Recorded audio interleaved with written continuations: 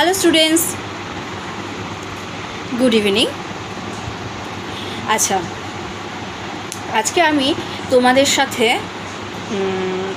বিসর্গ সন্ধি নিয়ে আলোচনা করতে চলে এলাম।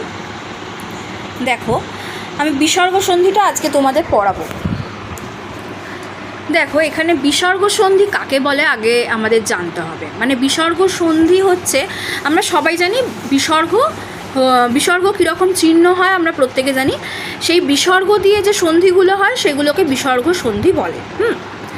দেখো, এই বিসর্গ সন্ধি যে মানে কার ভাগ সেটা আমি তোমাদের কিন্তু বলেছি আগে। প্রথম ক্লাসে আমি স্বরসন্ধি, ব্যঞ্জন সন্ধি, বিসর্গ সন্ধি সম্পর্কে সমস্ত কিছু বলেছি। তৎসম সন্ধির অন্তর্ভুক্ত কিন্তু এই বিসর্গ সন্ধি, ঠিক আছে? আচ্ছা, এই বিসর্গ সন্ধি দেখো, ব্যঞ্জন